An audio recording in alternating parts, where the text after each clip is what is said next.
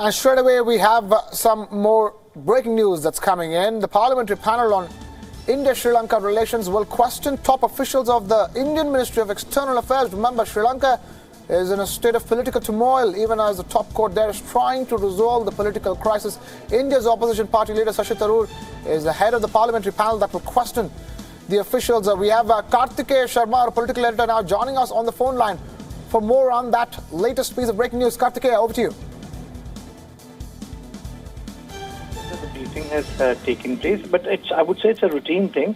But sometimes routine acquires importance because there's so much of instability in Sri Lanka, and the fact that the developments have taken place. Often these briefings are verbal. Sometimes written notes are also circulated. But to my knowledge, whenever it has to do with strategic affairs, defense, or external affairs, generally it ends up with a verbal briefing, and whatever papers are shared are taken back. But this is also one of the ways to keep parliamentarians in loop, because ultimately Parliament makes the policy or the law. So this is a way in which the legislature has an interface with executive action, which means through bureaucracy. Generally, parliamentary committees don't have ministers. So, how does Parliament get briefed? Or the people who have been elected as members, but are not MPs or are not ministers. So this is the way through which Parliament exercises control over executive action. Kartikeya Sharma joining us with that piece of breaking news. India is examining the Sri Lankan crisis as it continues to unfold. Keep in mind, Sri Lanka is still in a state of political turmoil, and now the parliamentary panel on India-Sri Lanka relations is set to question the top officials of the Indian Ministry of External Affairs. And India's opposition party leader, Shashi Tharoor, is the head of the parliamentary panel that will question the officials. The idea is to examine the effect of the crisis and the turmoil in Sri Lanka. And Kartikeya, if I ask you, what do you think will be going on in the minds of this panel when it comes to how it perceives the impact of the crisis in Sri Lanka on the relations with India? See, parliamentary panel which is in charge of external affairs, has the right to pick up topics. Let me explain this. So it's not limited to Sri Lanka or any one particular place. It is subject to the interest of the committee. So the committee can take up Sri Lanka or any other region of the world, America or Russia. Right now it becomes important for the one reason is because there is a lot of changes which have taken place. And the biggest critique of the Modi government has taken place in its inability to handle the SAARC or the neighborhood issues. And Dr. Tharoor is MP from Thiruvananthapuram from the Congress party.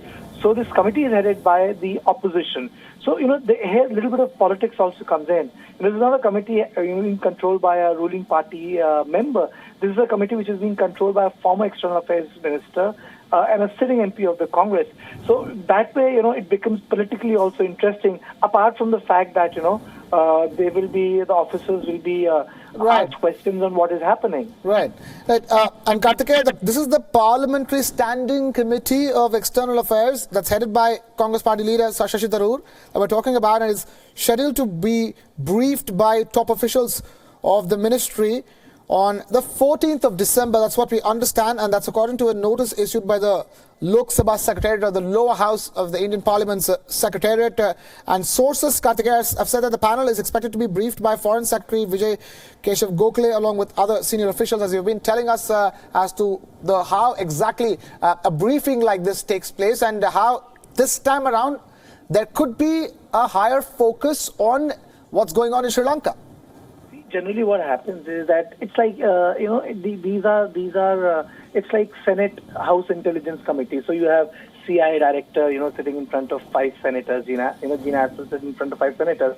So here you'll have the foreign secretary or the secretary in charge of South Asia briefing parliamentarians.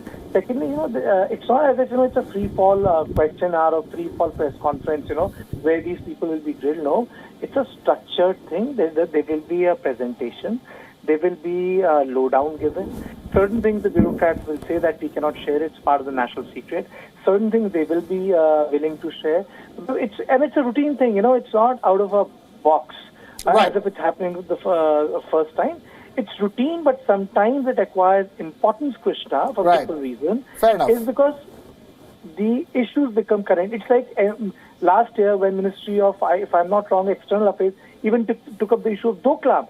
And, it acquired a lot of significance. So I think the significance lies in the politics of it here. The significance lies in the politics of it is the word coming in from our political editor, Karthikeya Sharma. Karthikeya, thank you so much for joining us with that perspective on this latest piece of breaking news.